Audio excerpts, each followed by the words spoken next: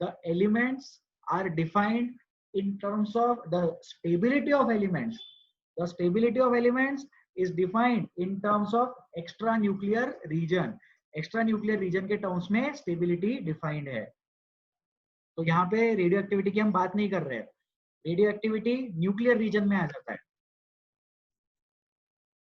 तो हर्षवर्धन, आपका doubt clear हुआ? Yes sir, thank you sir. Thank you sir. Aditya Dehankar, please ask. Sir, in the last slide that reaction and about reaction I have asked. So is this the slide which you are talking about? There are two test tubes in this slide. No. Last slide that elements are present na, and that's slide. Okay, please wait. Yes. You're talking about this slide?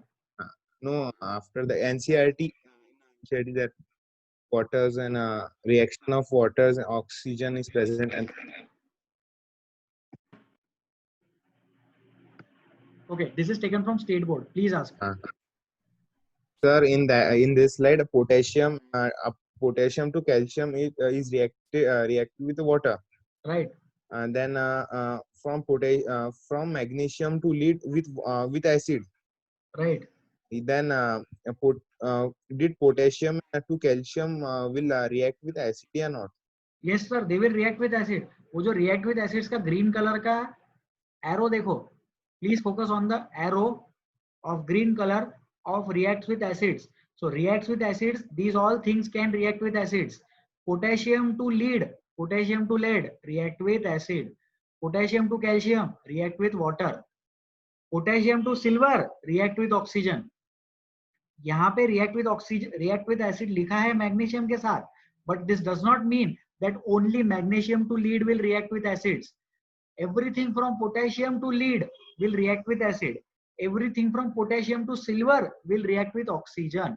Arrow को देखो, जो ज्यादा reactive है, higher reactivity, water, acid, oxygen सबसे react करता. जो lower reactive है gold, वो किसी से react नहीं करता.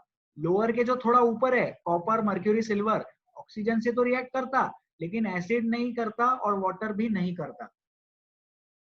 Yes sir, thank you sir. Thank you sir. Thank you so much. Next, Harshit Khandelwal, please ask your difficulty. Sir, am I audible? Yes sir, you are audible. Please tell. Sir, जैसे अभी metals के लिए reactivity series है, हाँ, तो वैसे ही non metals के लिए जैसे कोई नॉन मेटल्स है जैसे क्लोरीन, ब्रोमीन, फ्लोरीन, उनके लिए भी कोई सीरीज है? बिल्कुल सर, उनके लिए सीरीज है. हम लोगों को वो डिस्कस नहीं करना है अभी, but there is a reactivity series of non metals.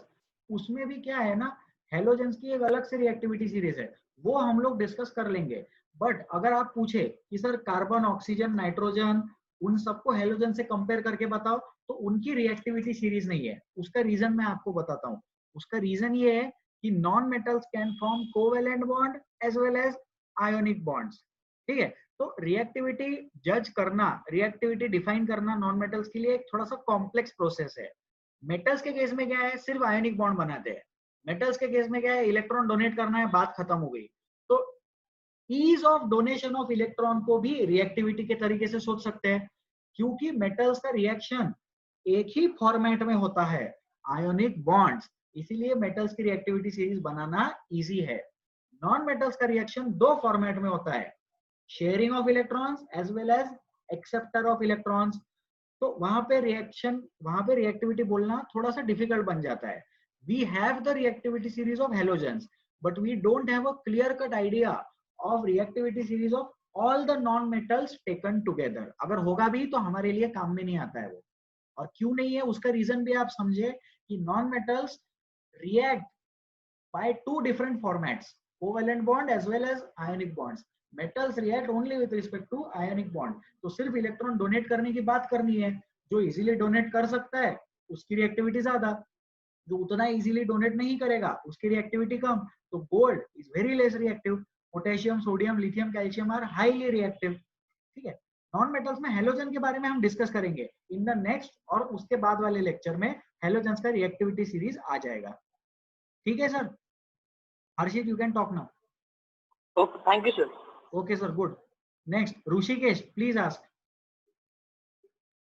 Rishikesh, please ask your difficulty. Sir, am I audible?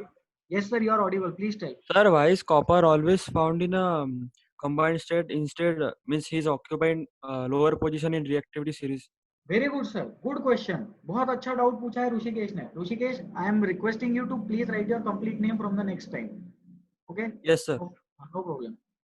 देखो ऋषिकेश का बहुत ही बढ़िया डाउट आया. सर कॉपर जो है, कॉपर वो तो रिएक्टिविटी सीरीज में नीचे है, but even though it is very less reactive, why it is observed in a combined state. तो उसका रीजन ये है कि भले ही कॉपर की रिएक्टिविटी कम है, लेकिन कॉपर का ऑक्सीजन से रिएक्शन इजी है. The meaning of reactivity is कितनी चीजों से रिएक्ट कर सकता है. उसको ऐसे सोचो, कॉपर जो है वो वाटर से रिएक्ट नहीं करता, कॉपर जो है वो एसिड से भी रिएक्ट नहीं करता है, but copper reacts with oxygen. Air में ऑक्सीजन बहुत ज्यादा है और कॉपर का ऑक्सीजन के साथ रिएक्शन इजी है. So I am trying to explain that sodium oxygen से रिएक्ट करेगा, Na2O बनाएगा, कॉपर भी ऑक्सीजन से रिएक्ट करेगा, CuO या Cu2O बनाएगा, whatever be the case. Copper has got two different valencies, +1 and +2. Reactivity of copper is less. It means that it will not react with water and it will not react with acid. But उसको oxygen से react करने को कोई रोक थोड़ी रहा है. Oxygen से तो हैप्पीली रिएक्ट करता है. इसीलिए copper oxide is found in nature. और सोचो इसके बारे में थोड़ा, अगर कॉपर का बर्तन है, if you have a utensil made up of copper, थोड़े दिनों में उसका कलर खराब हो जाता है. This is a homework for everyone. पता करना कि कॉपर का कलर क्या हो जाता है. कॉपर के यूटेंसिल का कलर क्या हो जाता है. फिर उसको पीतांबरी से घस के लाते हैं, पीतांबरी से घसने के बाद उसको कॉपरिश कलर आ जाता है, राइट. रेडिश कलर आ जाता है, येलोइश तो नहीं बोलेंगे, थोड़ा सा ऑरेंजिश एंड रेडिश कलर आ जाता है. क्यों? क्योंकि कॉपर का जो भी इम्प्यूरिटी उस पे बना था, जो भी XYZ कंपाउंड का इम्प्यूरिटी बना था, वो हमने धो दिया, वो कॉपर ऑक्साइड होता है. ठीक है, और भी डिफरेंट कंपाउंड्स का फॉर्मेशन उस पे होता है. So copper is highly reactive when it comes to reaction with oxygen. Rather than that, we can say that copper reacts very easily with oxygen. Therefore, copper is not found in elemental format. अब silver और copper की बात करो. Silver भी oxygen से react करता है, लेकिन सिल्वर उतना इजीली रिएक्ट नहीं करता है, इसलिए सिल्वर के ऑर्नामेंट्स बनते हैं एंड कॉपर के ऑर्नामेंट्स नहीं बनते. सिल्वर के ऑर्नामेंट्स ज्यादा समय तक काले नहीं पड़ते. काला पड़ना मतलब सिल्वर ऑक्साइड बन गया, ब्लैकनिंग होता है. Gold on the other hand does not react with oxygen as well, इसलिए गोल्ड एलिमेंटल फॉर्मेट में, प्योर फॉर्मेट में बहुत सालों तक रहता है. ठीक है Rishikesh, I hope I was able to clarify your doubt. Yes, sir. Thank you so much. Sarvesh, please ask. Sir, why does the gold does not react with oxygen, acids and water? उसका कोई रीजन नहीं है. Gold की reactivity कम है, gold की इच्छा नहीं है ऑक्सीजन से रिएक्ट करने की, वाटर से रिएक्ट करने की. प्लेटिनम भी रिएक्ट नहीं करता है. वहां पे ऑक्टेट इसलिए वो कंप्लीशन. लोहे की सीरीज. हाँ प्लीज टेल. सर इसलिए वो लोहे की सीरीज में, मतलब नीचे हाँ है. इसलिए लो है वो रिएक्टिव. देखो वो लो है इसलिए रिएक्ट नहीं करता ऐसा नहीं है, वो रिएक्ट नहीं करता इसलिए लो है. ऑब्जर्वेशन पहले आया, सीरीज तो बाद में बनी ना. हमने थोड़ी गोल्ड को नीचे रखा था सीरीज में कि बोला भैया तुम रिएक्ट मत करना. हमने ऑब्जर्व किया कि गोल्ड रिएक्ट नहीं कर रहा है और फिर इसलिए उसको सीरीज में नीचे रखा. We have created this series on the basis of observation. Chemistry में बहुत बार ऐसा होता है कि पहले ऑब्जर्वेशन आता है, उसके बाद हम थ्योरी डेवलप करते हैं. ठीक है, गोल्ड का कोई ऑक्टेट कंप्लीशन का तो रूल नहीं है. नोबल गैसेस क्यों रिएक्ट नहीं करते? Because their octets are completed. Gold वैसे ही रिएक्ट नहीं करता है, it is found in elemental format. High amount of energy is required for its reaction with oxygen, therefore it will prefer not to react. Copper easily reacts. Silver भी react करता है, लेकिन silver और copper में compare करेंगे तो copper जल्दी react करेगा, अच्छे से रिएक्ट करेगा, थोड़े से ऑक्सीजन में भी रिएक्ट कर जाएगा. सिल्वर वैसा नहीं करेगा. गोल्ड बिल्कुल ही रिएक्ट नहीं करता है. Okay, yes sir. Thank you. Shrikant Ambarte please tell. Shrikant, I cannot hear you. Shrikant, आपकी आवाज नहीं आ रही है. Sorry, let's move to the next student. Shrikant, I'm sorry. हाँ बोलिए. Sir, what is pitambari? What is pitambari? यार कॉपर के यूटेंसिल्स धोने के लिए पाउडर्ड कलर का सब्सटेंस मिलता है यार. पाउडर्ड कलर नहीं, सॉरी रेडिश कलर का पाउडर्ड सब्सटेंस मिलता है मार्केट में. जैसा रिन का पाउडर होता है ना, रिन का पाउडर होता है कपड़े धोने के लिए, विम का होता है बार बर्तन धोने के लिए। वैसे बर्तन धोने के लिए पीताम्बरी मार्केट में मिलता है दुकान में। Pitambari is red coloured powder used for washing copper utensils. Okay next. Okay, sir. Okay good. Vedant please ask your difficulty. Sir हाँ सर। सर आपने मीटिंग के स्टार्टिंग में वो रिएक्शन बताई थी A plus p q gives a q plus p, तो Yes. अगर A और हाँ, P की रिएक्टिविटी सर सेम रही तो फिर क्या होगा? हाँ सर बहुत अच्छा डाउट है। अगर दो एलिमेंट्स की रिएक्टिविटी सेम रही तो क्या होगा? थ्योरेटिकल आंसर इज वो रिएक्ट नहीं करते। प्रैक्टिकल आंसर इज दो एलिमेंट्स की रिएक्टिविटी एग्जैक्टली सेम कभी नहीं होती। जैसे सोडियम और पोटेशियम है, थोड़ा तो डिफरेंस होता है उनकी रिएक्टिविटी में। ऐसा नहीं होगा कि two elements will have exactly the same reactivity, that is not possible. हाँ अगर थ्योरेटिकली बोलना है कि नहीं यार पॉसिबल अगर है तो क्या होगा, then it will not react, then that particular reaction will not proceed forward. वहां पे वो चीज पॉसिबल ही नहीं है। Okay next. Okay sir. Thank you. Next Bhavesh. Bhavesh Teke. Sir यहाँ पे दिया हुआ है कि कॉपर एसिड के साथ रिएक्ट नहीं करता कॉपर। सर, लेकिन जब एसिड के साथ रिएक्ट नहीं करता हाँ सर। सर, लेकिन जब हम बाथरूम में जो एसिड क्लीनर रहते हाँ सर, जब वो 15-20 मिनट तक रहते तो उसमें के जो फ्यूम्स निकलते एसिड के हाँ। वो सर कॉपर को पूरा ब्लैकिश कर देते। ऐसा देखा है क्या आपने? हाँ सर, ऑब्जर्वेशन है, बाथरूम में जो कॉपर के यूटेंसिल्स है वो पूरे ब्लैकिश हो जाते। नहीं सर वो ऑक्सीजन की वजह से ब्लैकिश होते हैं सर, फ्यूम्स की वजह से ब्लैकिश नहीं होते। ठीक है, copper does not react with acids, copper reacts with oxygen. अब आप ऐसा सोचो कि just think of it as hypothetically, वहां पे ऑक्सीजन भी तो प्रेजेंट होगा ही ना, जहाँ पे भी वॉशिंग चल रही है वहां पे ऑक्सीजन प्रेजेंट होगा। Because of presence of that oxygen copper का utensil may be reacting with oxygen, उसकी वजह से उसको कलर चेंज होगा। सर लेकिन जब ऑक्सीजन के साथ रिएक्ट करता तब वो ब्राउनिश पेल स्टिंग पड़ता, लेकिन जब एसिड के साथ होता तो ब्लू, नेवी ब्लू और ब्लैक कलर का स्टिंग पड़ता। ये आपने नेवी ब्लू और ब्लैक कलर का स्टिंग देखा है क्या? हाँ सर। ठीक है, I will comment on this in the next class. Okay, I will look Okay, sir. Further into this. मेरे भी घर पे कॉपर का यूटेंसिल तो मिल ही जाएगा मुझे, और एसिड भी मिल जाएगा cleaner. I will try to do this particular reaction, I will try to conduct this reaction and I will discuss in the class क्या होता है। Okay sir, thank you sir. Next. Tanay Agarwal please ask. Tanay Agarwal, can you hear me? Please ask your difficulty.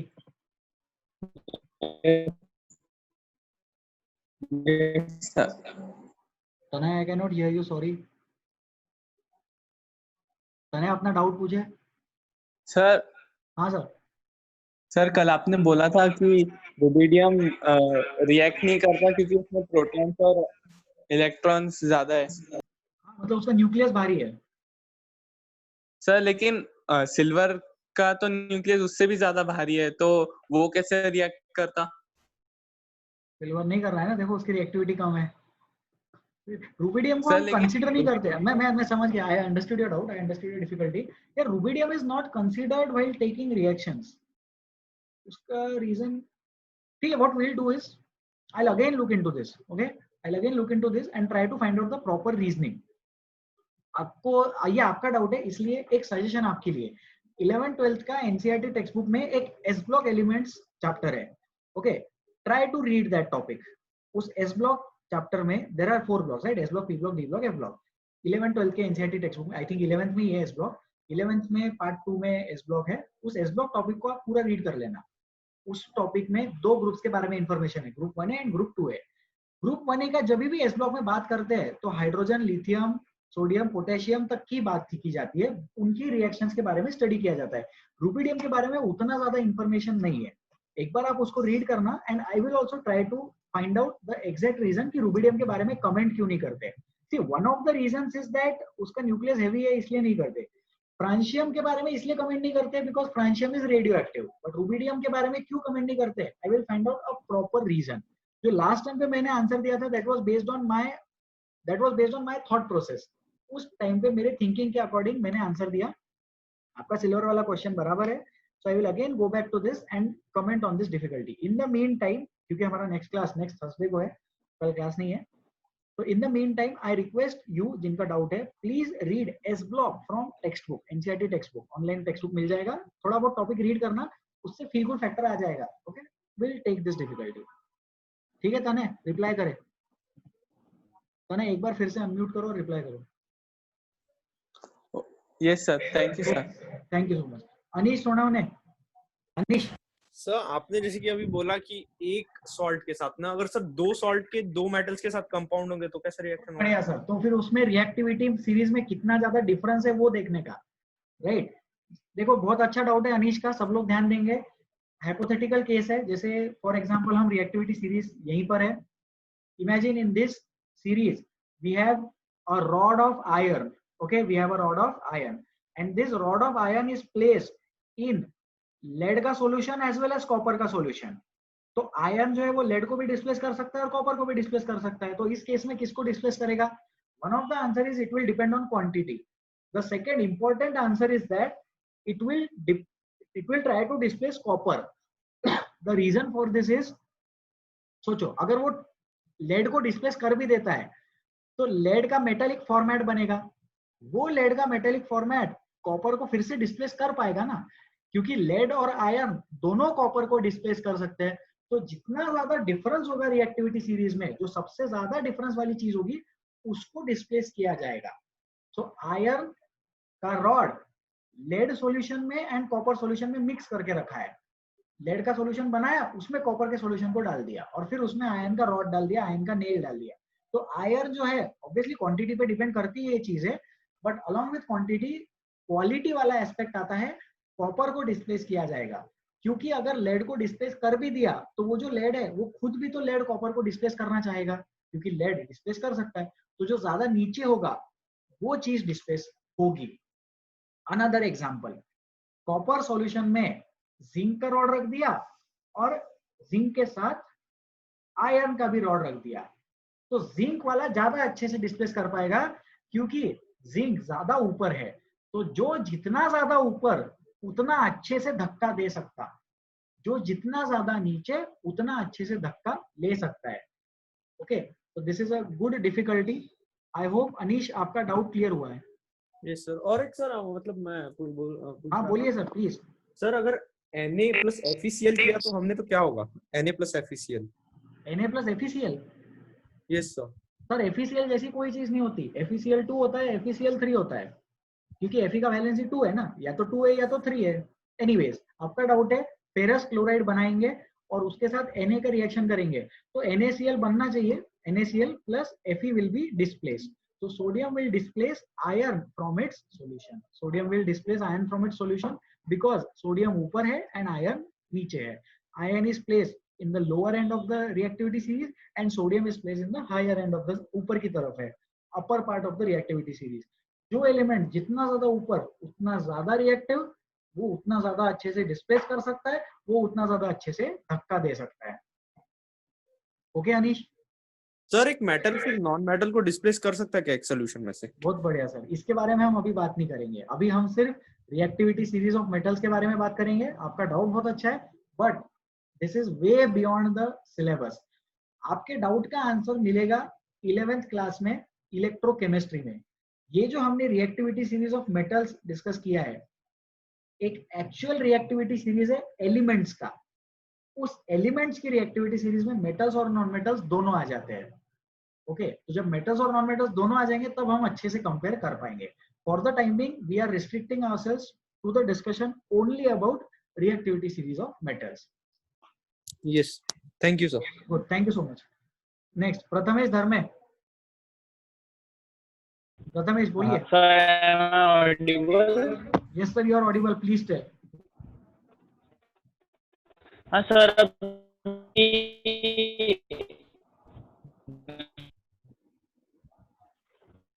Doubt आया था metals की reaction. अगर आप theoretically आपने बोला अगर सेम रहे तो रिएक्ट पर, तो सर ये थियोरी बताती है अगर रिएक्ट नहीं करेगा तो एक मेटल दूसरे से ज्यादा रिएक्ट करेगा. तो सर ये खुद ही खुद को काउंटर कर रही. सर आप जो बोल रहे हो थोड़ा ठीक से समझ में नहीं आ रहा है. शॉर्ट में बोलो, थोड़ा शॉर्ट में बोलने का कोशिश करो प्लीज. एक बार फिर से ट्राई करो, डाउट बोलना है. सर इसके पहले डिफिकल्टी आई थी कि अगर दोनों रिएक्टिविटी में रही तो फिर आता कि वो रिएक्ट नहीं करेंगे, तो फिर अगर वो एक मेटल दूसरे मेटल को डिस्प्लेस ही नहीं करेगा तो फिर जो मेटल डिस्प्लेस नहीं हुआ वो उससे ज्यादा रिएक्टिव हो जाएगा ना अकॉर्डिंग टू थियरी। तो फिर सर ये ऐसा होगा तो फिर ये खुद ही खुद को काउंटर करेगा ना। बिल्कुल सर। तो एक्चुअली क्या है ना, ठीक है, अब क्योंकि आपने डाउट पूछा है, so I will introduce one small concept, chemical equilibrium. Okay, A plus B gives C plus D and at the same time C plus D gives A plus B. Okay, तो अब तक हम कैसे reactions देख रहे थे? अब तक हम लोग वन साइडेड रिएक्शन देख रहे थे। A plus salt of B gives salt of A plus B. तो ये रिएक्शन पीछे नहीं जा सकता था। This reaction was not reversible, this was only a one way reaction. Opposite वाली रिएक्शन को हमने बोला था नॉट पॉसिबल, राइट? अब अगर ऐसा कंसेप्ट आ जाए, अगर ऐसी कंडीशन आ जाए कि दो मेटल्स की रिएक्टिविटी सेम है, तो वहां क्या होता है, वहां एक इक्विलिब्रियम बन जाता है। इक्विलिब्रियम बन जाता है, इसका मतलब मेटल ए भी प्रेजेंट है, सॉल्यूशन ऑफ बी भी प्रेजेंट है, सॉल्यूशन ऑफ ए भी प्रेजेंट है और सिंपल वाला बी भी प्रेजेंट है। तो इक्विलिब्रियम का मतलब है लेफ्ट हैंड साइड वाली चीज एंड राइट हैंड साइड वाली चीज दोनों प्रेजेंट है। Chemical equilibrium means that, chemical equilibrium says that reaction can proceed in forward direction as well as it can proceed in backward direction। अब मुझे chemical equilibrium के बारे में बात नहीं करनी थी, इसलिए मैंने बोला रिएक्शन नहीं होगी, बट वो बोलना भी गलत हो जाएगा। तो रिएक्शन होती भी है और रिएक्शन नहीं भी हो रही है। या ऐसे सोचो, फॉरवर्ड रिएक्शन, आगे जाने वाली रिएक्शन का रेट और पीछे आने वाली रिएक्शन का रेट इक्वल है। तो ए बी को जितना स्पीड से डिस्प्लेस करता उतना ही स्पीड से बी ए को डिस्प्लेस करता और इक्विलिब्रियम सेटअप हो जाता है। ठीक है प्रथमेश, आई होप क्लियर हुआ होगा। प्रथमेश, आई can not hear you.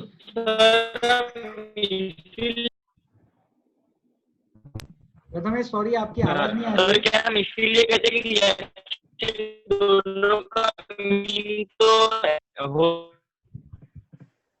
Prathamesh, I am sorry, आपकी आवाज नहीं आ रही है, तो I can not take your difficulties. Will find some another way to take care of your doubts. Okay, I am sorry, I can not hear you, आपका voice बहुत ज्यादा ब्रेक हो रहा है। Okay, will take one last difficulty and then will go ahead with the presentation. Okay, Shreyas Malpani, please ask.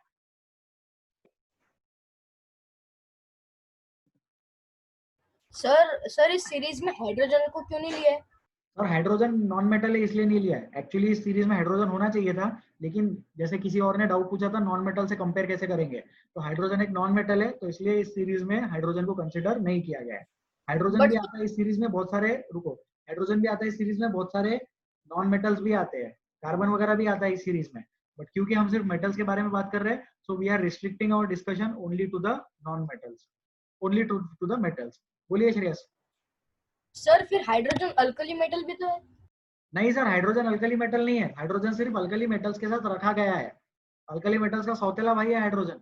Hydrogen is a non metal, hydrogen is not a part of alkali metals. Hydrogen एक non metal है, hydrogen alkali metals का part नहीं है, वो सिर्फ lithium के ऊपर रखा गया है। Hydrogen is not a metal, hydrogen को अल्कली मेटल नहीं बोलना, गलत बात। ठीक है श्रेयस? यस सर अगर सोडियम पोटेशियम को वाटर में डाला तो सोडियम पोटेशियम हाइड्रोजन को डिस्प्लेस कर सकते हैं क्या सर? हाँ सर, वो कर तो सकते हैं, बट वो क्यों कर सकते हैं इसका आंसर तभी आएगा जब हम पूरा रिएक्टिविटी सीरीज पढ़ लेंगे।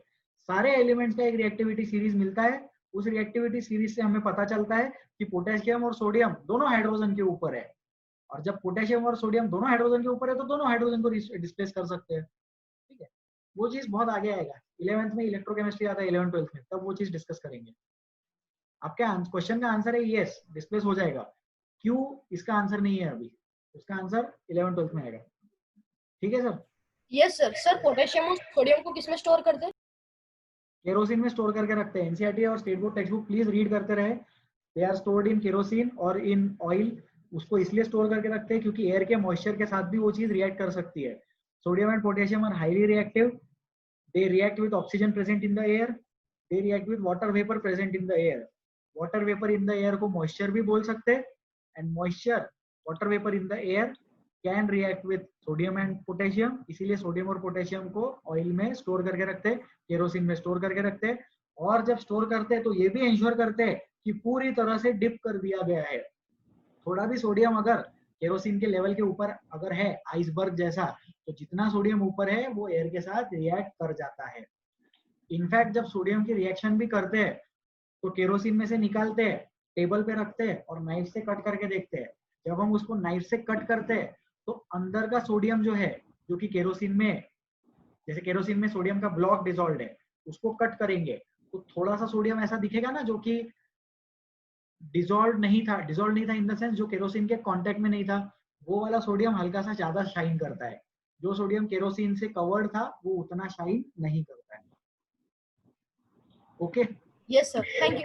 ठीक है, good. It is a good practice कि आप लोग NCERT and state board text book bar bar read करते रहे, उसमें बहुत सारा इंफॉर्मेशन गिवन है, वो हमारे काम आता है।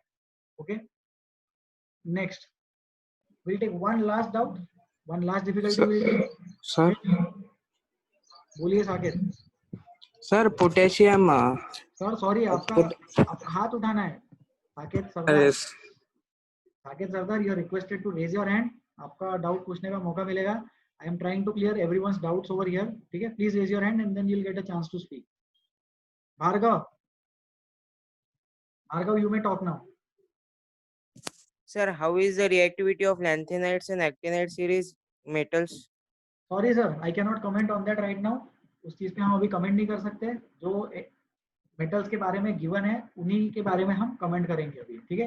जब बहुत बड़ा लंबा एलिमेंट्स का सीरीज आएगा उसमें लैंथेनाइड्स और एक्टिनाइड्स अगर होंगे तो उसके बारे में कमेंट करेंगे, और तब भी उसके बारे में कमेंट नहीं करेंगे because most of the elements are radio active. Radio active elements के एक्स्ट्रा न्यूक्लियर रीजन के बारे में हम बात नहीं करते। Okay, so let's continue with the presentation. हम क्लास को थोड़ा आगे बढ़ाते हैं। डाउट्स नेक्स्ट टर्न पे, next turn in the sense after some slides will take the difficulties. Okay, so next अब हम लोग कंपैरिजन करेंगे। किसका कंपैरिजन करेंगे? केमिकल प्रॉपर्टीज का। किसके केमिकल प्रॉपर्टीज का कंपैरिजन करेंगे? मेटल्स एंड नॉन मेटल्स के केमिकल प्रॉपर्टीज का कंपैरिजन किया जाएगा। Metals, they form metal oxides. These metal oxides are basic in nature. These metal oxides on dissolving in water they form bases. सही बात है। Metal oxide को water में डालेंगे तो बेस बना देगा, मेटल ऑक्साइड को वाटर में डालेंगे तो बेस बनेगा। और वो क्या है? Metal oxides basic in nature है। बेसिक इन नेचर और बेस में डिफरेंस हम लोगों ने डिस्कस किया था, ठीक है? Second point of metals is metals and water react to produce bases. First point और सेकंड पॉइंट में अंतर है। There is a difference between the first point and the second point. Second point is metals का directly water से reaction. पहला पॉइंट है metals का ऑक्साइड बनाना एंड उस ऑक्साइड को पानी में डिसॉल्व करना। तो पहले वाले पॉइंट में, इन द फर्स्ट पॉइंट, ये वाले पॉइंट में, फर्स्ट पॉइंट में, इन this particular point we are forming metal oxide and then we are dissolving that metal oxide.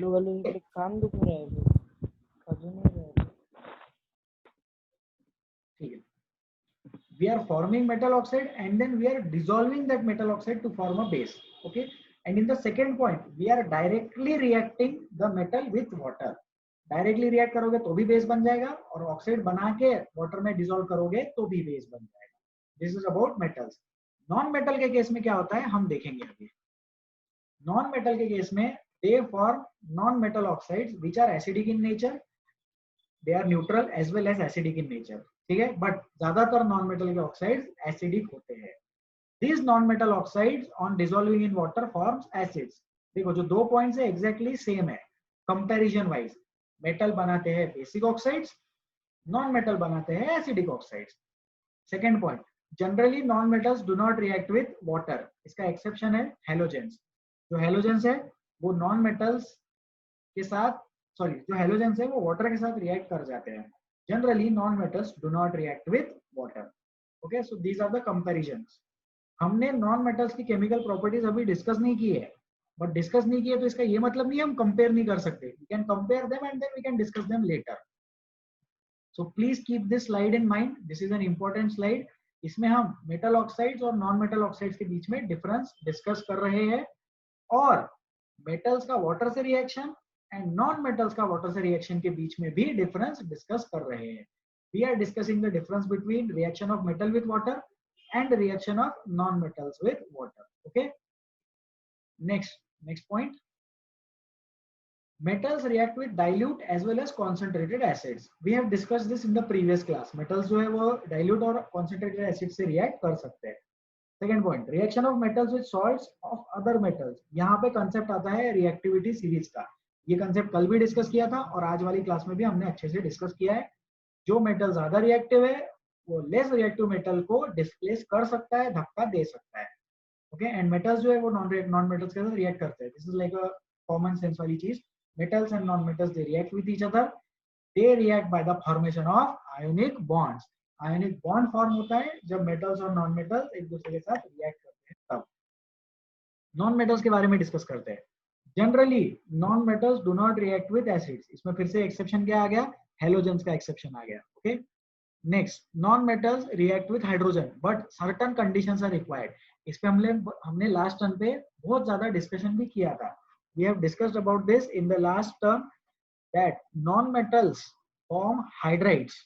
Metals do not form hydrides, but lithium and sodium they can form hydrides. Lithium और sodium के hydrides बनते हैं और बाकी metals के hydrides नहीं बनते और non-metals के hydrides बहुत अच्छे से बनते हैं, but उनकी certain conditions होती है. जैसे हाइड्रोजन और ऑक्सीजन की रिएक्शन कंडीशन भी होती है. लास्ट टाइम पे किसी ने डिफिकल्टी भी पूछा था कि सर हाइड्रोजन और ऑक्सीजन ऐसी रिएक्ट नहीं कर जाता क्या? ऐसी रिएक्ट नहीं करता, उसको लाइट एनर्जी देनी पड़ती है. सेकंड पॉइंट, ये भी डाउट आया था कि सर वो एक्सोथर्मिक है या एंडोथर्मिक है. This was a homework for all of you. I hope कि आप लोगों ने होमवर्क किया होगा. The answer is that it is a exothermic process. Hydrogen and oxygen react to produce water and they also release heat energy. Exothermic means energy is evolved. Endothermic means energy is absorbed. Okay, good. So non-metals react with hydrogen. Metals do not react with hydrogen, but sodium and lithium react with hydrogen. Okay. Then last point, non-metals react with metals. Simple चीज है, अगर metal non-metal के साथ react कर रहा है तो non-metal भी metal के साथ react करेगा ही. कोई बहुत ज्यादा टेंशन लेने वाली बात नहीं है. Metals और non-metals react by formation of ionic bonds. Ionic bond form करते हैं मेटल और नॉन मेटल रिएक्शन के बाद. Okay, so now we will discuss reactions of non metals with oxygen. याद करो जब मेटल्स पढ़ा था तो मेटल्स में सबसे पहला पॉइंट पढ़ा था मेटल्स का oxide formation. We discussed the formation of oxides with metals, oxides of metals. अब हम पढ़ेंगे ऑक्साइड्स ऑफ नॉन मेटल्स. यहाँ स्टेटमेंट पढ़ेंगे सब लोग. Non-metals generally react with oxygen to produce acidic oxides. In some cases, neutral oxides are also formed. Okay? कुछ cases में neutral oxides भी बनते हैं, but maximum times acidic oxide बनेंगे. यहाँ पे reactions देखेंगे. These reactions are taken from your state board textbook. Carbon और ऑक्सीजन CO2 बनाते हैं, complete combustion. कार्बन और ऑक्सीजन partial combustion में कार्बन मोनोऑक्साइड बनाता है, which is a neutral compound. Sulfur plus oxygen gives SO2. This reaction is called as combustion. Acidic oxide है. Sulphur का oxide acidic oxide, carbon dioxide acidic oxide, carbon monoxide neutral oxide. ध्यान दे, there is a difference between complete combustion and partial combustion. Complete combustion में adequate quantity of oxygen is available. Partial combustion में adequate quantity of oxygen is not available. Partial combustion जितना oxygen चाहिए उतना available नहीं है. Complete combustion adequate quantity of oxygen is available, CO2 is formed. इसको हम ऐसा भी सोच सकते हैं, कार्बन ऑक्सीजन से रिएक्ट करके पहले कार्बन मोनोऑक्साइड बनाता है. Initially carbon monoxide is formed and then after that carbon dioxide is formed. We can think of it in this manner as well. Carbon reacts with oxygen to form carbon monoxide and then this carbon monoxide again burns to produce carbon dioxide. So carbon monoxide is neutral, carbon dioxide is acidic. Okay? Sulfur and oxygen react to form SO2. Okay? This is a simple concept. Okay? Any doubts still here? We'll take some difficulties. Okay? अब तक जितना पढ़ाया, अब तक हम लोगों ने नया क्या पढ़ा? हमने comparison किया. We compared the chemical properties and after comparison we discussed formation of metal ox, formation of non metal oxides, हमने नॉन मेटल ऑक्साइड्स के बारे में बात की। Okay, so I will take some names, कुछ स्टूडेंट्स के नाम बोलूंगा मैं एंड आप लोग डाउट्स पूछे, बाकी लोग please keep yourselves unmuted, sorry keep yourselves muted. Okay, Yash please ask.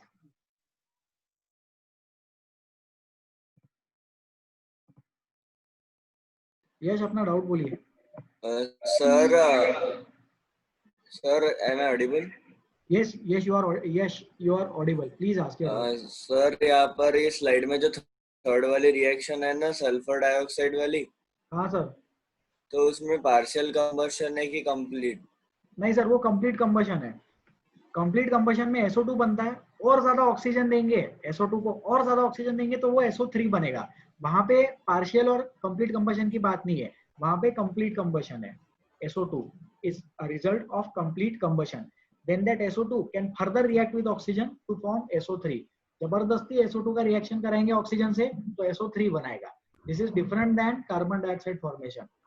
Come quantity of oxygen है, if the quantity of oxygen is less, then partial combustion happens and then it is called as then the product formed is carbon monoxide. Okay, Yash? Thank you, sir. Good, thank you. Next, Prathamesh, please ask. Sir आवाज आ रही है? हाँ sir, आवाज आ रही है, बोलिए।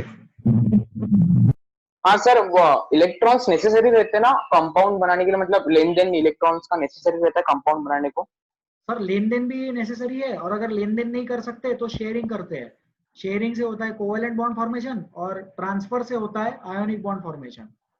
हाँ sir, तो जो कॉपर सल्फेट था, हाँ सर, हाँ, जिसमें कॉपर को डिस्प्लेस किया था आयरन ने, राइट सर। तो सर वहां पे कॉपर और दूसरे एलिमेंट का तो लेन देन हो गया था ना इलेक्ट्रॉन्स का। हाँ, बहुत बढ़िया। और फेरस ने उसको डिस्प्लेस कर दिया कॉपर को। बिल्कुल सर। तो सर वो इलेक्ट्रॉन जो कॉपर ने दिया था वो सल्फेट के पास ही है। हाँ, तो फिर वहां पे सर वो दोनों के तो इलेक्ट्रॉन्स का मतलब कॉपर में अगर कम होंगे या फिर फेरस में ज्यादा होंगे, ऐसे कम ज्यादा हो जाएगा ना इलेक्ट्रॉन्स का। हाँ, बट लेकिन तो फिर वहां पे बॉन्ड मैनेज हो जाता है।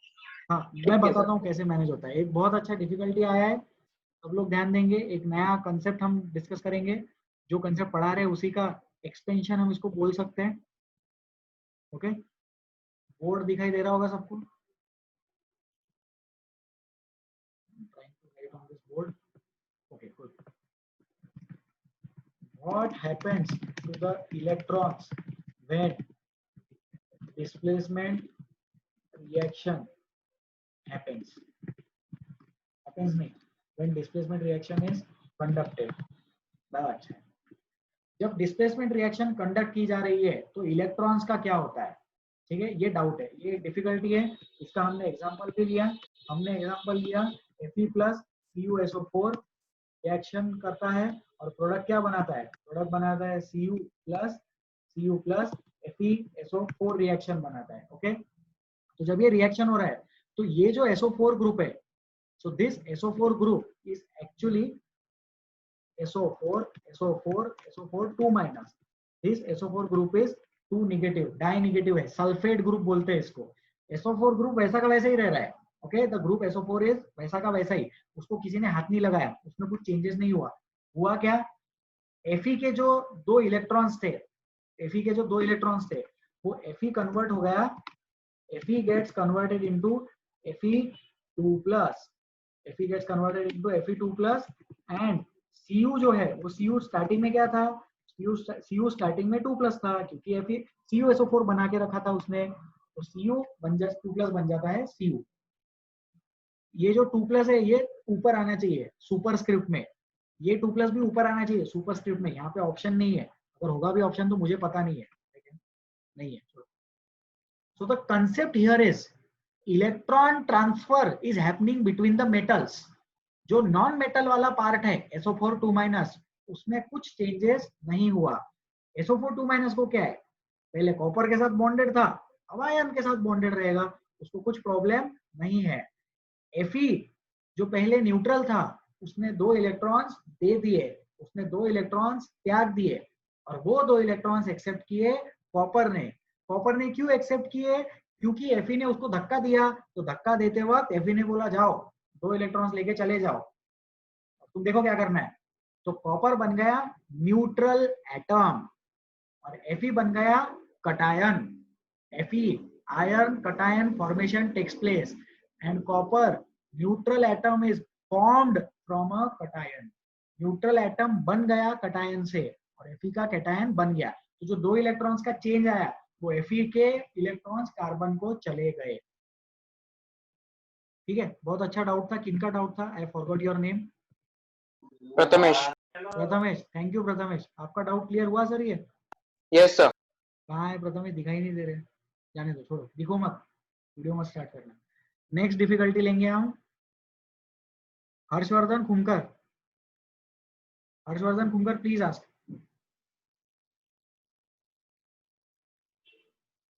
हर्षवर्धन आपकी आवाज नहीं आ रही है, I can not hear you.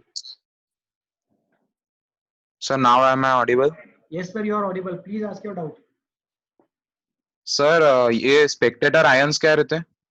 नहीं सर, सॉरी, मैं बता नहीं पाऊंगा अभी। स्पेक्टेटर आयन बहुत आगे का कंसेप्ट है। सिर्फ यहाँ पे ये समझ लो कि SO4 जो है वो स्पेक्टेटर आयन है। वो क्या होते हैं वो अभी नहीं, बिकॉज टॉपिक से बहुत ज्यादा अलग डायरेक्शन में चले जाएंगे हम। Please restrict your difficulties and doubts to the content which is being taught right now. Spectator ion यहाँ पे sorry sir, thank you sir. No sorry की बात नहीं है, घर की बात है अपनी। ठीक है, हर्षवर्धन का डाउट था स्पेक्टेटर आयन क्या होते हैं। वो क्या होते हैं मैं नहीं बता पाऊंगा, सिर्फ वो आयन से जो रिएक्शन में देखते रहते हैं। स्पेक्टेटर है ना, देख रहे हैं। SO4 यहाँ पे स्पेक्टेटर आयन है, कुछ भी रिएक्शन में पार्ट नहीं ले रहा है। ओके, ठीक है, next doubt. Next Tanishk Kothari. Tanishk please ask. Hello हाँ sir, am I audible? Yes sir, you are audible, please tell. Sir आपने लेक्चर के स्टार्ट में एक चीज बताई थी कि जैसे अगर मतलब आयोनिक बॉन्ड फॉर्मेशन हो रहा तो नॉन मेटल्स और मेटल्स रिएक्ट करेंगे, और सर उसमें फिर जो मेटल्स रहेंगे वो पहले लिखे जाएंगे और फिर नॉन मेटल्स बाद में लिखे जाएंगे। तो अगर for example covalent bond formation होता है और 2 नॉन मेटल्स रिएक्ट करते हैं तो सर पहले कौन सा लिखाया जाएगा? पहले वो लिखा जाता है जिसका इलेक्ट्रोनेगेटिविटी कम है। जैसे हम HCl लिखते हैं तो ClH नहीं लिखते, वाटर लिखते हैं, वाटर H2O।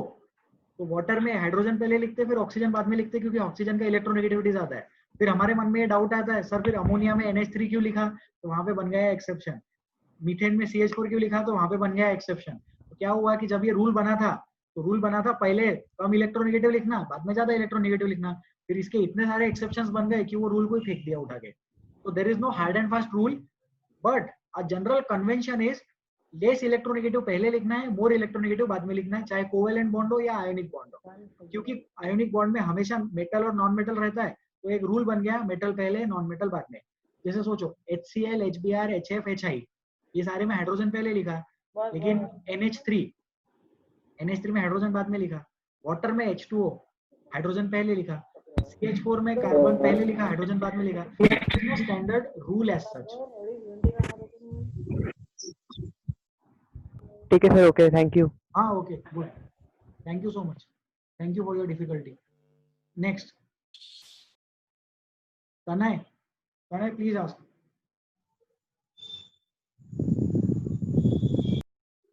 तनय अपना डाउट पूछे। तनय रिप्लाई बैक नहीं कर रहे। Sir am I audible? Yes sir, you are audible, please tell. Sir अगर एक कंपाउंड में 2 एटम सेम रहे, समझो मतलब एक कार्बन है और दूसरा भी कार्बन है, लेकिन एक कार्बन डबल बॉन्ड से जुड़े हुए है दूसरे एटम से और एक कार्बन सिंगल बॉन्ड से है, तो सर इस केस में कौन से कार्बन की इलेक्ट्रोनेगेटिविटी ज्यादा होंगी? सर मैं आंसर बता देता हूँ, रीजन मत पूछना। जिसके ज्यादा पाई बॉन्ड्स होते हैं, पाई बॉन्ड्स जिसके जैसे डबल बॉन्ड ट्रिपल बॉन्ड है, तो ट्रिपल बॉन्ड वाले कार्बन की इलेक्ट्रोनेगेटिविटी ज्यादा है, डबल बॉन्ड वाले कार्बन की इलेक्ट्रोनेगेटिविटी कम, सिंगल बॉन्ड वाले कार्बन की इलेक्ट्रोनेगेटिविटी और ज्यादा कम। इसका रीजन हम केमिकल बॉन्डिंग में डिस्कस करेंगे, अभी नहीं डिस्कस। सर थोड़ा सा मतलब एक आइडिया तो दे दो। Sorry sir, extremely sorry, I am very much sorry for this. ठीक है, ओके सर। नेक्स्ट, इस टॉपिक से डाउट्स पूछिए। Please restrict your difficulties to the current topic. Harshvardhan, Harshvardhan please ask. Sir metalloids की कोई रिएक्टिविटी सीरीज रहती क्या सर, क्योंकि उनका मतलब वो दोनों नेचर मेटालॉइड्स का कोई रिएक्टिविटी सीरीज तो नहीं है, लेकिन top to bottom reactivity decreases. Metalloids ऐसे जिगजैग लाइन है ना, तो जो मेटालॉइड सबसे ऊपर है वो ज्यादा रिएक्टिव है, जो मेटालॉइड सबसे नीचे है वो कम रिएक्टिव है। कोई हार्ड एंड फास्ट रूल नहीं है उसका, बट एक जनरल ट्रेंड है, top to bottom reactivity decreases, simple logic. Okay ठीक है, will take one last doubt, एक लास्ट डिफिकल्टी हम कंसीडर करेंगे। Anish Sonawane, Anish please ask. Sir मतलब जब भी हम मेटल और नॉन मेटल को रिएक्ट करते तब सॉल्ट ही बनता क्या? हाँ सर, मेटल और नॉन मेटल को रिएक्ट करते हैं तो सॉल्ट ही बनता है। हाँ यस, हमेशा हमेशा मतलब 99.99999% of the times metal and non metal will react to produce a salt. But अगर नॉन मेटल ऑक्सीजन है तो मेटल ऑक्साइड बन जाएगा, वो मेटल ऑक्साइड को बेसिक ऑक्साइड बोलते हैं, उसको सॉल्ट नहीं बोलते, राइट। अगर हाइड्रोजन है तो हाइड्रोजन के साथ उसको हाइड्रेट बोलेंगे, सिर्फ लिथियम और सोडियम ये चीज दिखाता है ना। हाइड्रोजन और ऑक्सीजन के अलावा जो भी मेटल नॉन मेटल रिएक्ट करेंगे सॉल्ट ही बनाएगा। मोस्ट ऑफ द टाइम्स वो जो नॉन मेटल होता है वो हेलोजन होता है। हेलोजेंस बहुत सारी रिएक्शंस शो करते हैं मेटल्स के साथ, और वो जितने भी हेलोजेंस के साथ मेटल्स बनते हैं उन कंपाउंड्स को बोला जाता है halides, HALIDES। Halides are salts. Okay Anish? Yes sir. Good, thank you so much. Good, चलो हम आगे पढ़ेंगे, थोड़ा और आगे डिस्कस करेंगे difficulties. You can not unmute yourselves now, कितना भी बात करेंगे मुझे सुनाई नहीं देगा। Okay, will continue with the discussion with the PPT presentation. So अब हम लोगों ने क्या देखा? नॉन मेटल्स एंड ऑक्सीजन का रिएक्शन देखा हम लोगों ने, राइट। नॉन मेटल ऑक्सीजन के साथ रिएक्ट करते हैं, अच्छे से रिएक्ट करते हैं, एसिडिक ऑक्साइड्स बनाते हैं, in some cases neutral oxides are also. Non metals with water, तो जो नॉन मेटल्स हैं वो वाटर के साथ रिएक्ट नहीं करते। इधर देखो स्टेटमेंट लिखा भी हमने, a statement is written that generally non-metals do not react with water। इसका एक्सेप्शन है हेलोजेंस। नॉन मेटल्स वाटर के साथ रिएक्ट नहीं करते और उसका एक्सेप्शन है हेलोजेंस। इधर देखो एक हेलोजन का रिएक्शन गिवन है, ये भी रिएक्शन टेक्स्ट बुक से ही उठाया मैंने खुद ने तो बनाया नहीं है reaction. Chlorine Cl2 plus water gives HOCl plus HCl। so chlorine reacts with water to form HOCl and HCl। शायद ये HOCl कंपाउंड नया होगा आप लोगों के लिए, ध्यान दे, इसको HOCl बोलेंगे। okay, so this is the reaction of non metals with water। okay, so we'll go to the next slide, but before that सब लोगों को मीन पता है क्या होता है? रिप्लाई मत करो, लेकिन आई होप कि आप लोग 10th क्लास में हो, राइट? या आप लोग 10th क्लास में, तो आई होप कि आप लोगों को मीम्स पता होंगे क्या है। So I have created a meme for this presentation slide. ये मीम टेम्पलेट कुछ लोगों ने देखा होगा, I assume so. So I don't always react with water, but when I do I am a halogen. ये ले मी वगैरह पता होगा, जिन लोगों को मीम्स के बारे में थोड़ा बहुत इंफॉर्मेशन है वो लोग इससे रिलेट कर पाएंगे।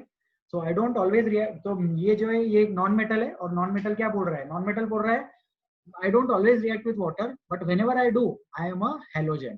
तो अगर मैं हेलोजन हूँ तो ही मैं वाटर से रिएक्ट करूंगा, नहीं तो मैं रिएक्ट नहीं करूंगा। और ये स्टेटमेंट किसके लिए वैलिड है? ये स्टेटमेंट सिर्फ नॉन मेटल्स के लिए वैलिड है। ऊपर हेडिंग में लिखा भी है ले नॉन मेटल। मीम्स का लैंग्वेज जिन लोगों को पता है वो लोग इस चीज को एंजॉय कर पाएंगे।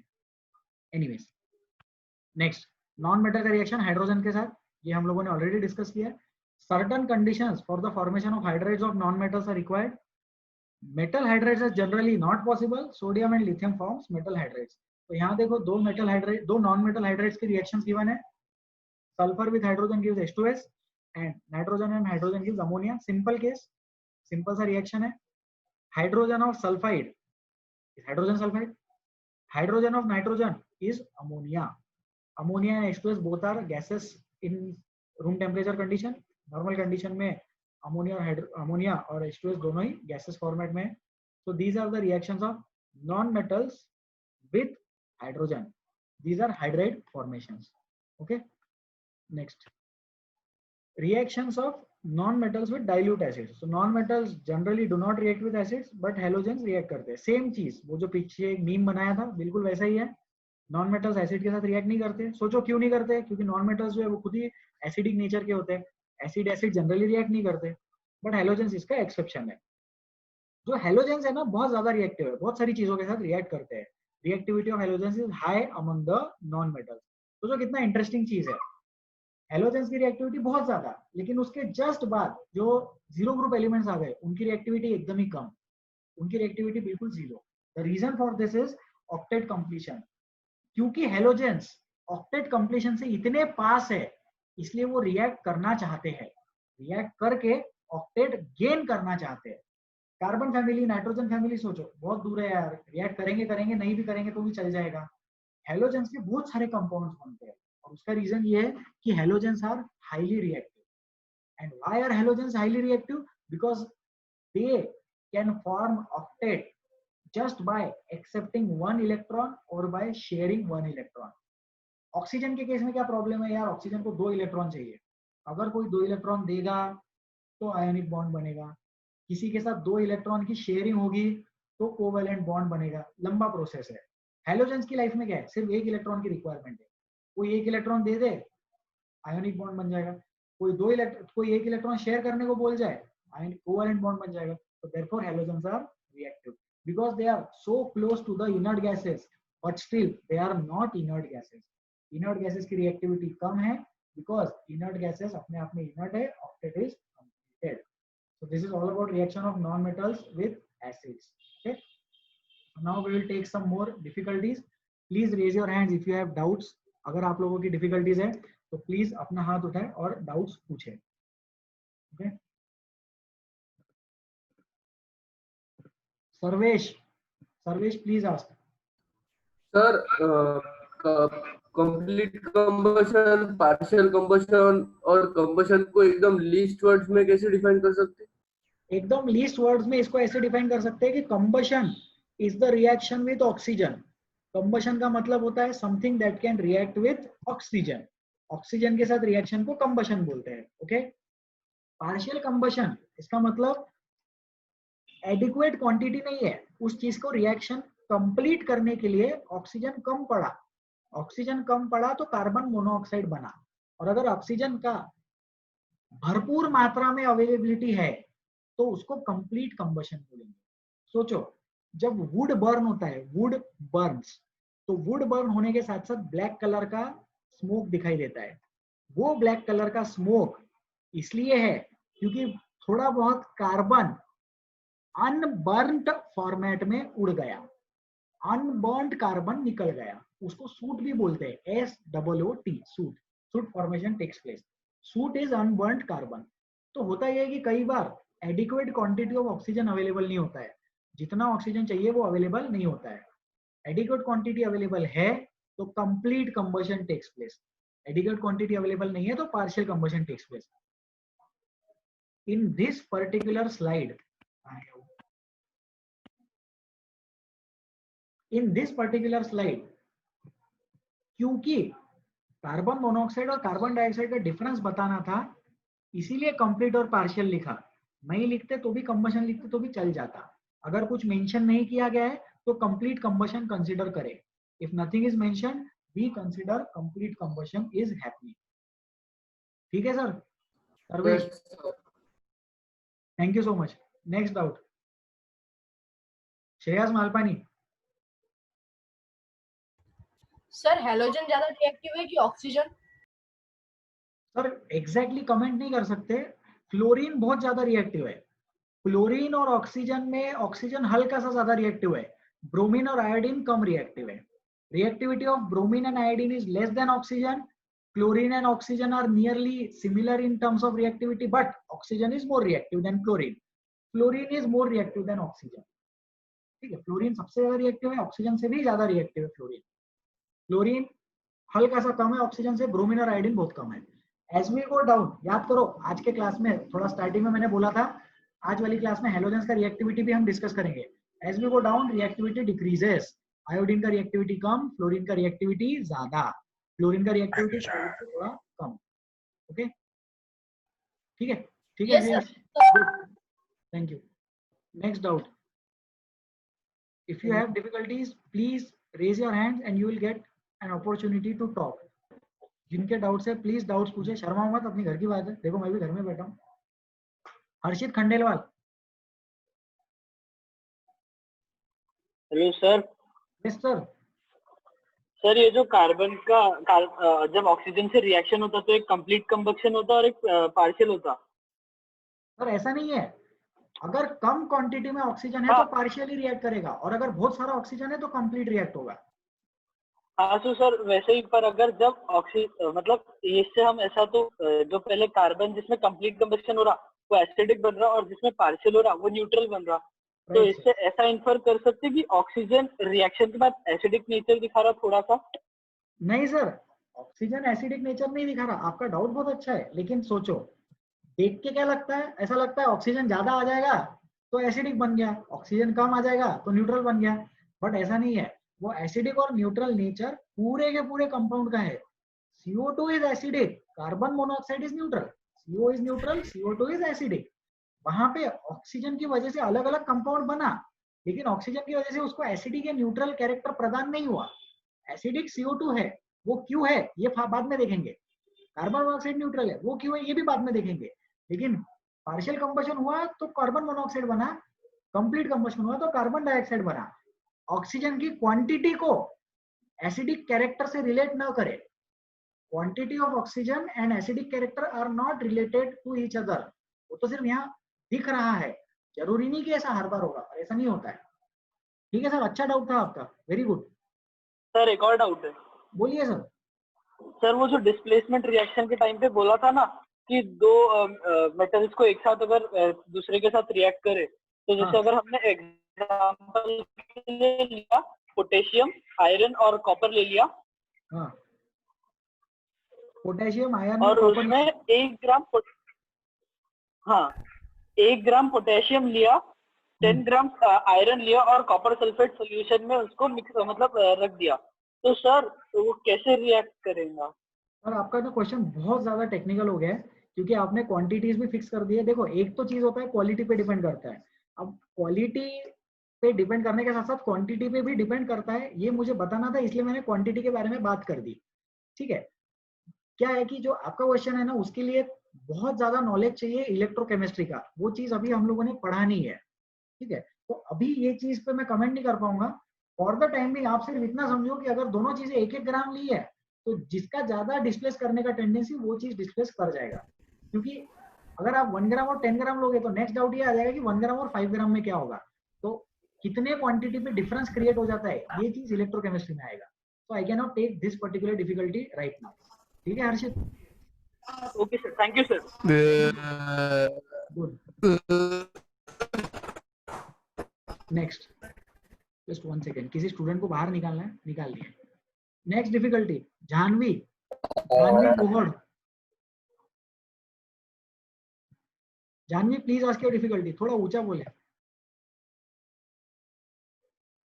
Janvi I can not hear you.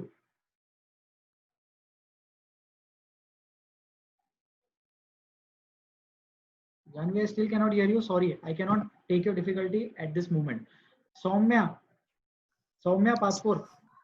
Sir sir तुम्ही म्हटलं होतं ना की सर आपने बोला था ना कि वो हेलोजन जब वाटर हेलोजन जब वाटर से रिएक्ट करते तो फिर वो उसने बनाया था ना सर वो HOCl, तो सर वो ClOH लिख दिया तो वो तो बेस हो जाएगा ना। नहीं, ClOH लिख दिया तो बेस जैसा दिखेगा, लेकिन बेस नहीं होगा। किसी कंपाउंड में OH दिख रहा है तो जरूरी नहीं कि वो बेस हो। ठीक है, और अगर वो बेस हो भी गया होगा तो बात की बात है। HOCl अगर बेस है तो होने दो, उससे कुछ फर्क नहीं पड़ता, लिखना उसको HOCl। सर पर नॉन मेटल तो बेस, हाँ एक्सेप्शन तो हो ही सकता ना sir, chemistry is full of exceptions, right. तो HOCl एसिडिक है या बेसिक है ये हम फ्यूचर में देखेंगे जब एसिड बेसिस सॉल्ट्स पढ़ेंगे, बट उसको लिखना HOCl ही है, ClOH नहीं लिख सकते उसको। ठीक है, इंटरेस्टिंग केस है HOCl का, I will be discussing that with you. Okay, yes sir, good, thank you. Parag बोलिए। सर वो FeCl और Fe और HCl का रिएक्शन होता है, तो वो Fe कंटिन्यूसली HCl को रिप्लेस करते जाएगा। हाँ, कंटिन्यूसली रिप्लेस करते जाएगा, जितना ज्यादा उतना पूरा डिस्कस कर सकता है। सर फिर वो कभी ना कभी रुकेगा कि वो चलते ही रहेगा? सर जब क्वांटिटी खत्म हो जाएगी तब वो चीज रुक जाएगी। ठीक है, इनका डाउट अच्छा है, हम डिस्कस करते हैं। ठीक है, ये वाला स्लाइड देखे सब लोग, please pay attention on the board, on the screen. हाँ ये देखो, ये वाला स्लाइड देखो, इस कंटेनर में रिएक्शन हो रहा था राइट। अब ये रिएक्शन तब तक चलता रहेगा जब तक कॉपर सल्फेट पूरा का पूरा कॉपर खत्म नहीं हो जाता, या फिर जब तक पूरा का पूरा आयरन नेल खत्म नहीं हो जाता। क्या हो रहा था, FeSO4 बन रहा था तो आयरन का नेल टूट रहा था ना, और कॉपर जो था वो कॉपर मेटल बन रहा था। तो जब तक कॉपर सॉल्यूशन से खत्म नहीं हो जाता तब तक ये रिएक्शन चलेगा, या तो जब तक आयरन का नेल खत्म नहीं हो जाता तब तक ये रिएक्शन चलेगा। जो चीज पहले खत्म हो जाएगा ये रिएक्शन स्टॉप हो जाएगा। This reaction can go on and on. ठीक है, ये रिएक्शन चलता रहता है। क्लास 11th में जब इलेक्ट्रोकेमिस्ट्री आएगा तब बहुत सारी इंटरेस्टिंग चीजें आती है इसमें। One more advice which I want to give all of you, एक और छोटी सी एडवाइस है जो मैं सब लोगों को देना चाहूंगा। क्या होता है कि जब हम लोग 11th-12th में जाते हैं, जो लोग साइंस कंटिन्यू करेंगे उन लोगों के लिए engineering entrance exam, medical entrance exam, pure sciences के लिए जो लोग 11th-12th में ऑप्ट करेंगे उन लोगों के लिए एक एडवाइस है। आप लोगों को आपके सीनियर्स बोलेंगे, जो 1 साल 2 साल ऊपर की बैचेस, वो बोलेंगे यार इलेक्ट्रोकेमिस्ट्री बहुत डिफिकल्ट है, कुछ समझ में नहीं आता। ऐसा कुछ नहीं है, बहुत इंटरेस्टिंग एंड बहुत इजी टॉपिक है। सिर्फ समझना पड़ता है, थोड़ा इंटरेस्ट दिखा के उस चीज को समझना पड़ता है। इलेक्ट्रोकेमिस्ट्री में बहुत सारी इंटरेस्टिंग कंसेप्ट आते हैं। जो ये डाउट है इनका मैंने आंसर दिया कि जब तक कॉपर खत्म नहीं होगा या जब तक आयरन खत्म नहीं होगा तब तक ये रिएक्शन चलता जाएगा। एक्चुअली इसका आंसर बहुत ज्यादा अलग है और बहुत ज्यादा इंटरेस्टिंग है। वो चीज फ्यूचर में आएगा। For the timing just imagine कि वो रिएक्शन तब तक चलता रहेगा जब तक रिएक्टेंट अवेलेबल है। Till the availability of reactant is there, this reaction can go on, it can proceed and it can keep on happening. वो रिएक्शन तभी खत्म होगा जब दोनों में से एक रिएक्टेंट पूरी तरह से यूज अप हो जाए। जब दोनों में से एक रिएक्टेंट पूरी तरह से यूज अप हो जाएगा तो वो रिएक्शन स्टॉप हो जाएगा। ठीक है पराग?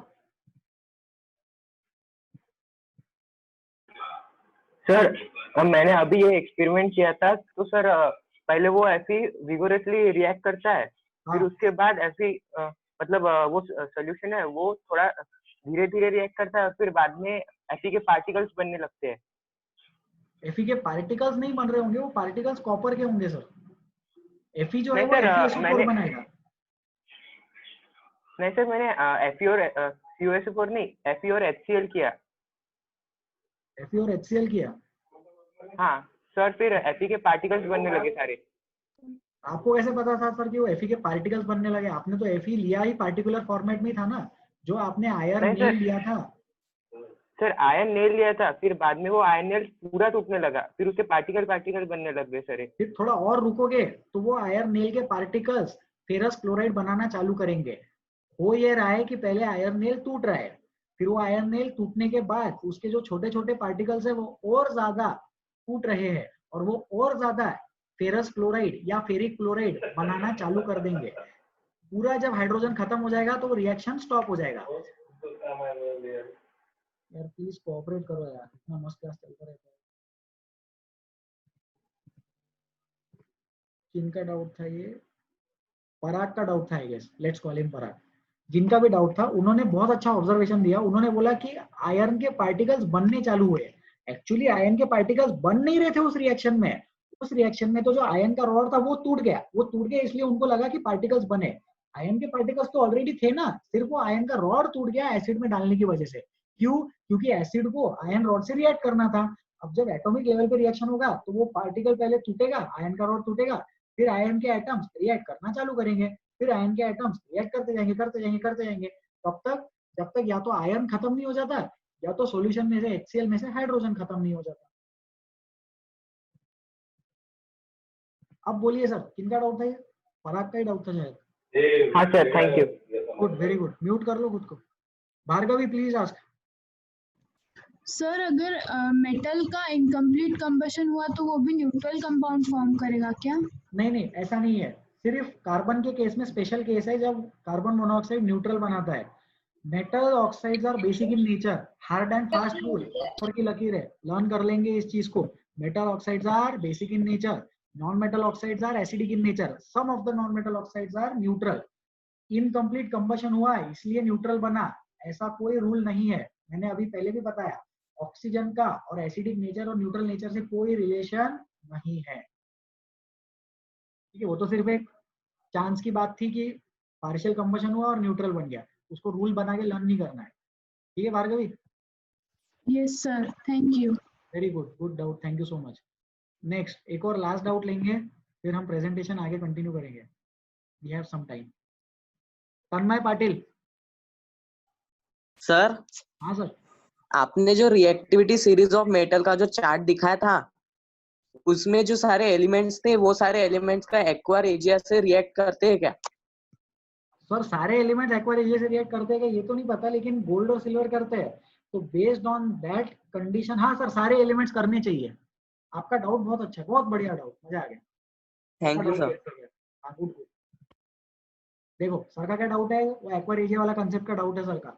अगर गोल्ड एक्वा रेजिया में डिसॉल्व हो रहा है तो बाकी की चीजें तो डिसॉल्व होनी चाहिए ना, क्योंकि बाकी की चीजें तो वैसे ही ज्यादा रिएक्टिव है गोल्ड से। अब लेड और उसके ऊपर वाली चीजों को एक्वा रेजिया से क्या होगा, ये चीज सोचने की जरूरत ही नहीं है। क्यों? क्योंकि वो तो वैसे ही एसिड से रिएक्ट करते हैं। अगर सिंपल एसिड से रिएक्ट कर रहे हैं तो एक्वा रेजिया से तो डेफिनेटली रिएक्ट करेंगे। अब रही बात कॉपर, मर्क्यूरी और सिल्वर की, so these also can be dissolved in aqua regia. Yes good, because these elements are more reactive than gold, and gold can be dissolved in aqua regia, so therefore all these elements should be dissolvable in aqua regia. Very good. काफी अच्छा लगता है जब लोग सोचते हैं और doubts पूछते हैं, और doubts. Thank you sir. Okay sir, mute कर लो खुद को। प्रथमेश धर्मे, कैसे है प्रथमेश आप? डाउट पूछिए।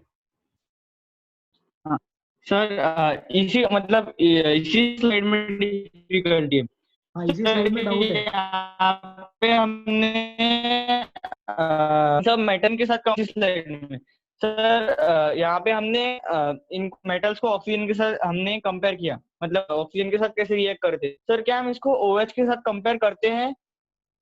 नहीं OH के साथ नहीं करते, क्योंकि OH जो है वो एक फाइनल प्रोडक्ट जैसी चीज है। फॉर्मेशन ऑफ हाइड्रोक्साइड के लिए OH से रिएक्शन नहीं करवाते। OH कोई ग्रुप नहीं है जो मार्केट में मिलता है। जैसा ऑक्सीजन कैसा, ऑक्सीजन एक कंपाउंड है, सॉरी मॉलिक्यूल है, तो oxygen is a element. OH is a group. तो ग्रुप जो है वो मेटल पे बाद में लगता है। तो फॉर्मेशन ऑफ ऑक्साइड ये स्टडी करना इजी है, इसलिए ऑक्सीजन के साथ रिएक्ट करवाया। ऑक्साइड फॉर्मेशन के बाद उसको वाटर में डिसॉल्व करेंगे तो OH से रिएक्शन होगा। सो रिएक्ट विथ OH ग्रुप ऐसा कोई कंसेप्ट नहीं होता। जैसे रिएक्ट विथ वाटर होता है, रिएक्ट विथ एसिड होता है। स्लाइड में देखो, there is a concept as react with water, there is a concept in which there is a reaction with acids, there is a concept in which there is reaction with oxygen, right? But there is nothing such as reaction with OH group. क्यों? क्योंकि OH group अगर लगाना भी है तो पहले oxide बनाओ फिर वाटर से रिएक्ट कराओ। so therefore react with OH ऐसा कोई कंसेप्ट नहीं होता। ठीक है, next. Anish Sonawane, Anish please ask. Out of topic doubt था कि सर हम बोलते हैं कि कोई भी अगर इलेक्ट्रॉन्स और प्रोटॉन्स अगर एक एटम में इक्वल हुए तो न्यूट्रल रहता, पर सर वो स्टेबल नहीं रहता, और जब उसका ऑक्टेट कंप्लीट हो जाता तो वो स्टेबल हो जाता। ऐसा क्यों सर? क्यों? मतलब सर बहुत बढ़िया, आपका डाउट बहुत ही अच्छा है। मैं बिल्कुल ये डाउट का आंसर देना चाहूंगा, लेकिन अभी हम सिर्फ मेटल्स और नॉन मेटल्स पे ही डिस्कस कर रहे हैं। ये डाउट केमिकल बॉन्डिंग में लेंगे आप। इसका बहुत बड़ा रीजन है। शॉर्ट में सिर्फ इतना समझ लो कि जो स्टेबिलिटी हम डिफाइन करते हैं, स्टेबिलिटी एक एब्सोल्यूट कंसेप्ट नहीं है। Stability itself is a relative concept. तो सोडियम अनस्टेबल है ऑक्टेट रूल के अकॉर्डिंग, इसीलिए इलेक्ट्रॉन डोनेट कर देता है। लेकिन Na+ जो है, Na+ ऑक्टेट रूल के अकॉर्डिंग स्टेबल है, बट Na+ चार्ज के कंसेप्ट के अकॉर्डिंग अनस्टेबल है। Neutral things are more stable than charge species.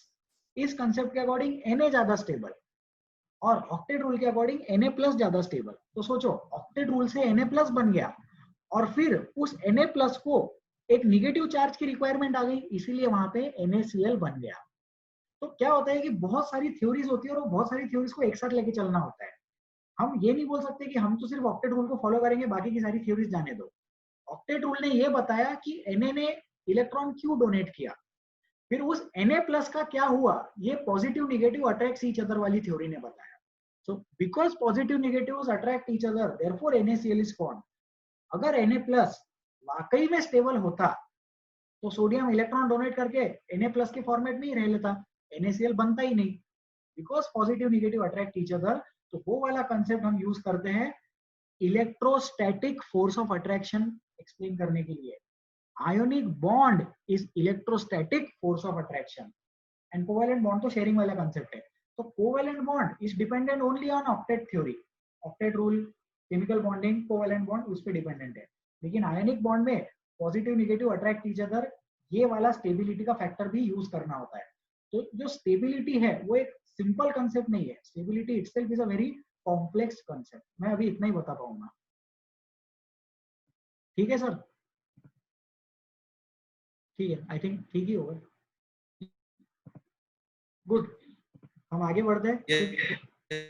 Will conclude, बस थोड़ा सा ही बचा है presentation, I think 1 or 2 slides, not more than that।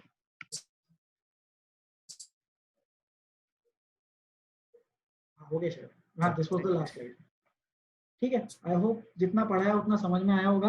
Homework for all of you is that please please please read your text books. Next turn पे we will be discussing ionic bonds. इसी chapter में ionic bonds के बारे में information है। तो reaction of metal with non metal discuss होगा next class में, एंड उसके बाद हम मेटलर्जी स्टार्ट करेंगे, extraction of metals, purification of metals, concentration of the ore, ये सारी चीजें मेटलर्जी वाला पार्ट नेक्स्ट टर्म में स्टार्ट होगा। In the next class we will be discussing only about ionic bonds। ionic bond के बारे में चर्चा होगी अगले क्लास में। Thank you so much for attending the class। Enjoy your weekend।